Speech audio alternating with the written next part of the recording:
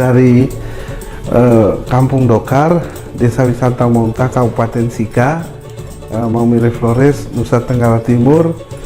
Saya terpanggil untuk menjadi pegiat budaya ini.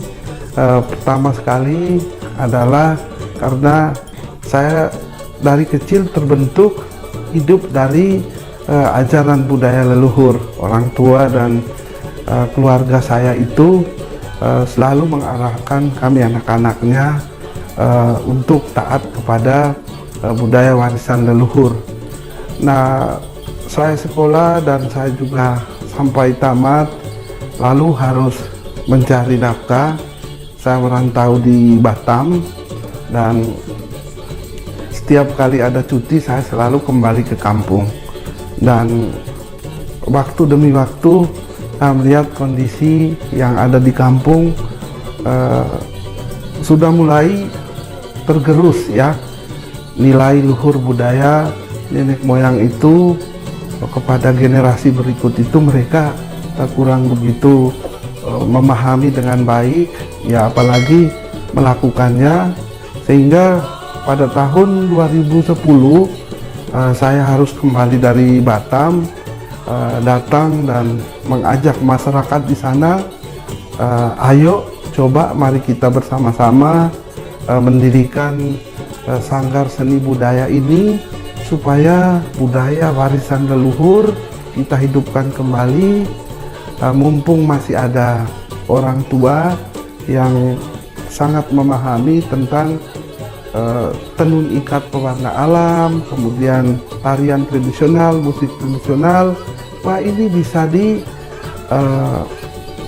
ditularkan kepada generasi berikut sehingga ya budaya ini jangan sampai habis di tangan kita.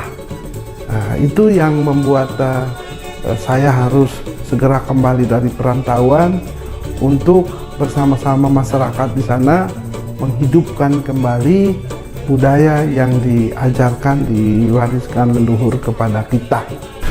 Pada waktu itu Pak, saya melihat ketika ada pesta adat itu juga untuk musik tradisional ini tidak didengungkan lagi, tetapi dengan musik sound system, dan jelas berbeda Pak. Kalau musik tradisional dengan musik sound system itu gerak tarinya itu sangat berbeda ya, dan makna dan nilainya itu pun ya sudah sangat jauh berbeda.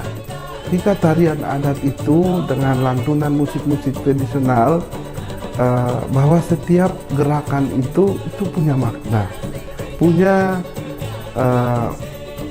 ajaran yang bisa membentuk kepribadian seseorang ya menuju ke hal-hal yang baik. Jadi saya belum bisa mengatakan bahwa ya, dan kenyataan bahwa kalau sound system Pak ya pasti toh Pak, kita harus menyesuaikan diri dengan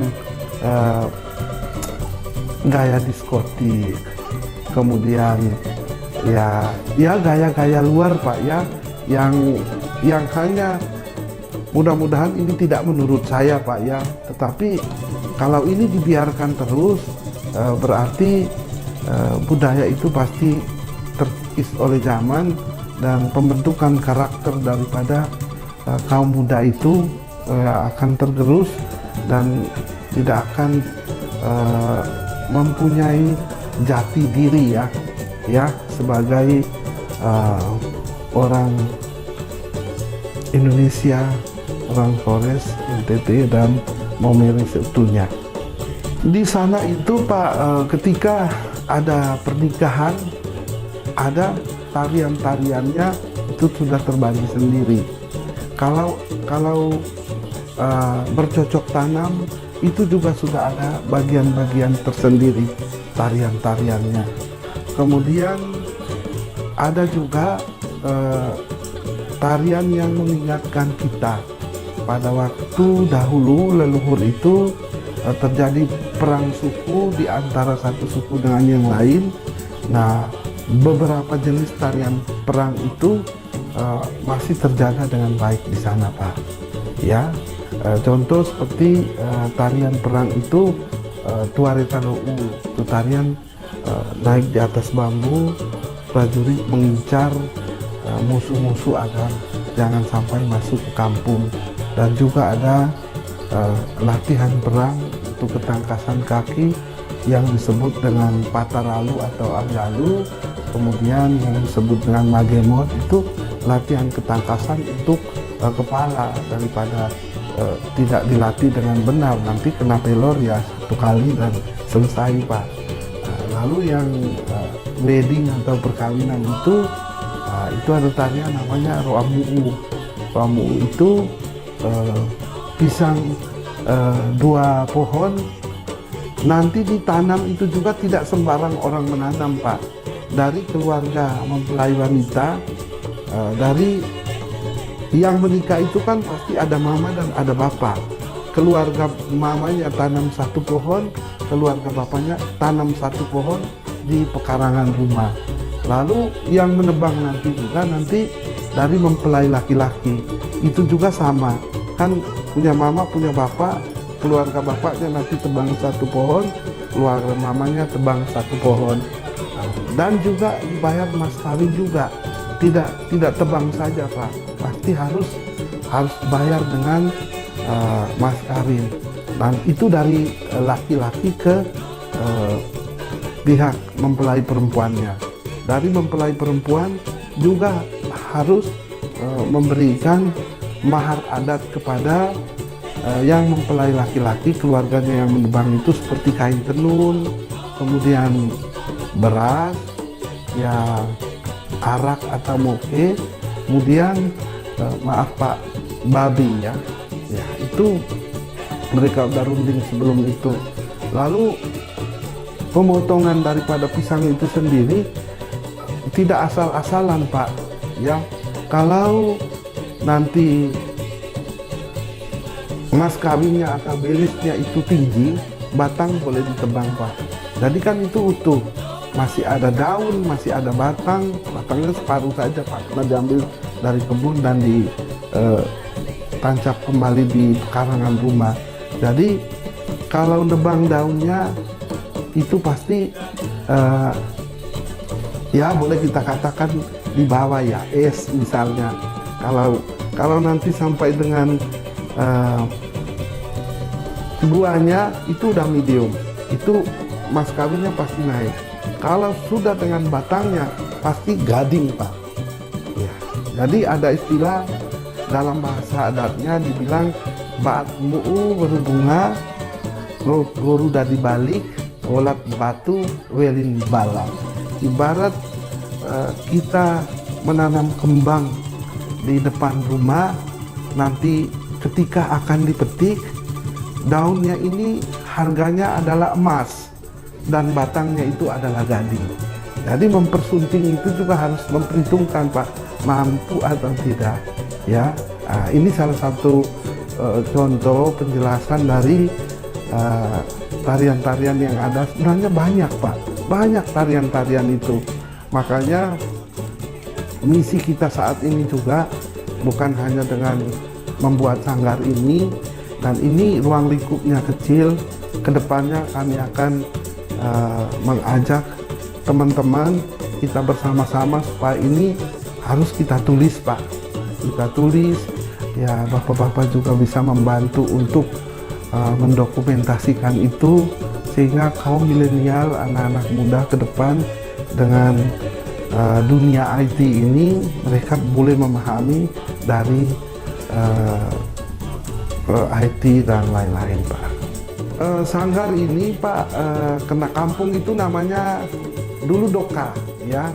Menurut legenda dari orang tua bahwa kampung itu dulu tumbuh pohon emas ya, pohon emas, dan seiring perjalanannya waktu legenda itu terus diceritakan ke kita. Jadi kita mengangkat nama doka itu menjadi nama sanggar ini. Tawa itu dari doka artinya emas, tawa itu artinya tumbuh, dan tanah itu sebatang pohon emas yang tumbuh dari tanah ya. Itu kekuatan kita sebagai brandnya Pak ya. Tetapi program-program yang kita jalankan di dalam sanggar itu Pak, pertama sekali adalah tarian dan musik tradisional, kemudian kearifan lokal, dan tenun ikat pewarna alam. Tenun ikat ini memang membumi ya Pak ya, dan menjadi home industri saat ini untuk para penenun di NTT dan di Flores dan Momere dan juga di kampung saya. Tetapi kita mengembalikan bahwa alam ini telah menyediakan cukup buat kita. Jadi pewarnaan ini kita tidak pakai warna kimia.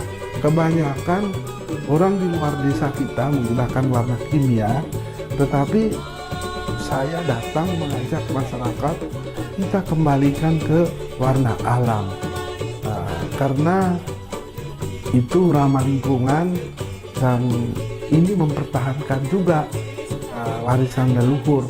Karena di awal itu tenun ikat ini pakai pewarna alam Pak, bukan kimia. Ya seperti yang saya pakai ini, kalau yang biru ini dari indigo, kemudian warna-warni ini banyaklah dari hasil alam sekitar itu, kunyit, kemudian kulit pohon mangga, kemudian mengkudu ya, dan tumbuh-tumbuhan lokal yang ada di sana kita gunakan untuk membuat pewarna daripada benang itu sendiri, dan kita tenun menjadi kain. Lalu di dalam sanggar ini seperti saya bilang tadi ada musik tradisional dan tarian tradisional. Ini manfaatnya besar Pak. Satu, warisan kita harus pertahankan.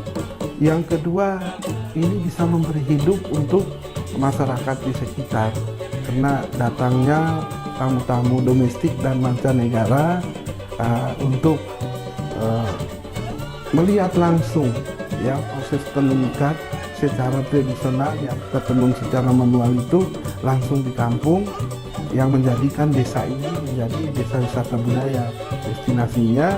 Dan juga dalam sanggar ini ada kearifan lokal yang kita jaga, itu juga warisan leluhur. Dan yang terpenting lagi Pak, kita mengajak keterlibatan masyarakat di kampung dan sekitarnya beserta kaum muda supaya mereka terlibat langsung untuk ikut melestarikan. Jangan sampai warisan leluhur yang tinggi nilainya ini hanya sampai di tangan kita dan selesai. Dari awal sampai dengan saat ini ya mereka antusias Pak ya, dan saya awal juga datang di situ dengan tidak memberikan janji muluk dan harapan-harapan semu kepada mereka. Karena awalnya saya mengajak mereka untuk kita kembali lagi ke tenun ikat pewarna alam, kita kembali lagi ke musik dan tarian tradisional, kita hidupkan kembali kearifan lokal ini. Bukan saya katakan setelah ini nanti banyak tamu yang berbondong-bondong datang di kampung ini untuk menonton dan membeli tenunan kita. Tidak. Mari kita buat, lalu kita pakai, lalu kita gunakan untuk seremoni adat. Karena tenun ikat ini manfaatnya besar. Ya, menurut adat istiadat ajaran leluhur kita, sejak kita lahir tenun ikat ini kita sudah pakai. Sampai mati juga harus pakai tenun ikat ini Pak. Ya, ini kejadian ketika contoh ya, kalau mama saya atau bapak saya meninggal, kemudian saya pakaikan kain, bukan kain tenun ikat. Nah, itu bisa suatu kabupaten bisa merumpi saya loh Pak. Dan saya sendiri tidak merasa nyaman ketika mereka tiada dan tidak memakai kain tenun ikat itu. Dan juga untuk seremoni adat, misalnya kematian atau pesta-pesta adat yang lain, itu dibawa menjadi mahar ya buat orang yang punya hajatan. Dan juga ada kain tenun ikat dan kain tertentu itu bisa dibarengin dengan barang berharga lain, bisa membeli tanah loh Pak. Jadi kita membeli tanah kekurangan uang itu, atau biasanya kuda juga dibayar, emas juga menjadi alat pembayaran yang saat dikalkulasi. Misalnya ini ya sekian juta gitu ya. Nanti dimasukin juga ragi, ini namanya ragi Pak. Nah ini bisa dibayar untuk membeli tanah ya, kebunnya. Dan ada satu jenis kain lagi namanya utan welak ya, kain welak itu kain peninggalan yang paling tua ya, dijaga sampai dengan hari ini. Kita menggunakan dua jenis benang Pak ya. Satu benang dari kapas lokal. Kapas ini kita tanam barengan dengan tanaman palawija yang lain. Setelah sampai berbuah dan matang, kita panen. Setelah panen kita jemur. Setelah dijemur nanti bijinya harus dikeluarin. Ada dua cara, satu manual dengan tangan kita dan tenaga kita, satu dibantu lagi dengan satu alat tradisional warisan leluhur yang namanya ngeong. Ngeong ini terbuat dari kayu, alat yang paling rumit pembuatannya tapi kelihatan sederhana Pak. Ketika dimasukin serat kapas itu dan diputar, nanti seratnya keluar di depan, bijinya keluar di belakang, sangat membantu. Nah, setelah itu nanti proses berikut, tentu saja dari serat itu masih ada kotoran, harus diproses lagi namanya weting Pak. Itu untuk membuat serat kapas itu menjadi lemas. Nanti setelah itu digulung segede lilin, lalu namanya ogor, pindahkan lagi, nanti dipintal, sudah menjadi benang, kemudian dibentang ke pemidang, lalu diikat motifnya Pak, macam-macam motif yang diikat, pilih yang mana. Setelah diikat nanti ya dicelup, setelah dicelup dibuka ikatannya, jadi diikat dengan janur kelapa muda ini Pak, diiris kecil-kecil ya, lalu dibentuk. Nah, buka, sudah dicelup, dibuka, nanti ikat motif seperti ini, nanti hasilnya seperti ini Pak. Jadi bolak-balik itu sama persis ya, lalu ditenun dan akan menjadi kain seperti saya pakai ini ya. Gambarannya singkat seperti itu Pak, tapi pas diproses nanti itu penjelasannya dan perjalanan waktunya kurang lebih setengah jam. Nah di situ kita mengemas paket ini, ketika tamu datang Pak, kita prosesin Pak, kita proseskan dari awal sampai dengan akhir, sampai jadi satu lembar kain. Dan juga kain-kain yang sudah jadi kita pajang Pak, kita pajang, kemudian nanti dibeli oleh mereka. Tidak beli juga tidak apa-apa, beli syukurlah Pak itu. Nah ini sulit diprediksi Pak ya, kita sulit prediksi karena pewarna alam ini kita bersahabat dengan alam. Musim hujan itu juga ada beberapa kendala yang membuat tenunan kain selembar ini menjadi lama. Contoh Pak, kalau memintal itu juga kalau terlalu dingin dan lembab kurang lancar.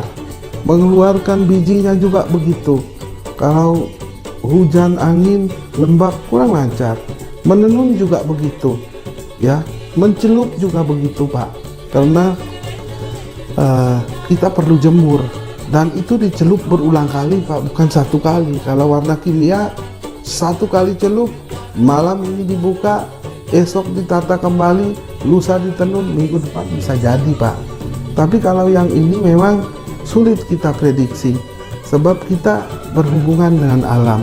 Ketika terjadi cuacanya bagus, nah itu bisa cepat Pak, bisa 4 bulan, 5 bulan sudah bisa siap. Tapi ada kain tertentu bisa 1 tahun Pak, yang saya sebut velak tadi, karena itu double 2 Pak. Tenunan pertama dan tenunan kedua nanti disambung akan menjadi 1 lembar sarung. Nah ketika musim kemarau itu agak lancar, tetapi pewarna alamnya juga ada yang kering ya. Kami di sana tropis, daerahnya sangat panas, tumbuh-tumbuhan ini bertahan. Ada tumbuh-tumbuhan tertentu yang bisa tahan panas. Ada pewarna alam tertentu yang kering Pak. Nah, serba salah juga. Saat hujan tumbuh Pak, lebat. Tetapi ketika kita proses itu kadar airnya tinggi sehingga warnanya juga kurang begitu dapat hasil ya, harus diulang-ulang. Ini Pak ya, menentukan harga ini juga ya, kalau secara ilmu ekonomi Pak itu mungkin tidak masuk di akal Pak ya. Oke lah, kita selalu seharusnya kan menentukan mulai dari ongkos produksi Pak ya, itu pertama. Tetapi alasan karena sulit kita prediksi tadi Pak, kan itu menjadi waktu yang panjang ya. Dan boleh saya katakan ada kain tertentu juga dijual karena itu diterima dari saudara pada acara tertentu, itu akan membuat nilainya tinggi sehingga harga ini Pak tidak stabil. Tetapi kalau kita di sanggar kita punya standar ya, biasanya kita tentukan mulai dari harga 1 juta, 1,5, 2 juta, 2,5 juta, naik yang paling tinggi itu pernah kita jual sampai dengan 20 juta juga ada Pak. Sebab itu 100% dari alam benang pintal ya. Tadi saya lupa katakan bahwa ada satu benang lagi yang kita gunakan adalah benang yang ya kita beli dari toko, tapi katun Pak ya, itu benang khusus untuk tenun ya. Hasilnya juga menjadi lebih lembut, tidak terlalu tebal seperti yang dipintal, tetapi dalam pasarannya Pak itu yang 100% itu yang harganya lebih tinggi. Dalam beberapa pameran juga kita bandrol harga tetap laku Pak ya. Jadi sebelum pandemi kita ramai Pak ya, tamu maupun pameran, tapi ya kondisi ini kan kita sama-sama rasakan ya, tapi kita tidak menyerah. Yang dilakukan saat ini Pak seperti tenunan dan tarian tradisional itu boleh saya katakan bahwa karena seremoni dan pakaian kita juga dari tenun, kita tenun terus Pak. Kemudian ada lokal, misalnya tarian tradisional itu ada orang pesta di Kabupaten Sika ya, bahkan sampai di luar mereka mengundang kita untuk kita bawakan tarian itu. Lalu kita juga terus berinovasi Pak. Kita dengan keterbatasan IT kita ya, ajak anak-anak milenial ini, ayo kita sebarkan ya, supaya mereka tetap tahu bahwa kita masih ada ya. Dengan keterbatasan jaringan yang terus naik tidak menentu di kampung, kami tetap melakukan hal itu. Dan juga ada, kita punya program, kita harus masuk kota Maumere, kita masuk ke Lanal, masuk ke Polres, nanti masuk ke instansi-instansi itu kita ajak, ayo mari datang di kampung kami, ada hidangan pariwisata seperti ini, ayo mari saksikan. Soal beli dan tidak itu urusan kemudian Pak, yang penting ya masyarakat ini bisa ya kita hidupkan kembali kegiatannya dengan taat prokes Pak, itu sangat penting ya. Kita siapkan itu, kita edukasi kepada masyarakat bahwa saat ini ya kondisi seperti ini ya harus kita lakukan itu. Dan sudah mulai berjalan Pak ya, mulai sebelum saya diwawancara ini sudah ada 2 kelompok sudah mulai datang, nanti kita lakukan lagi itu.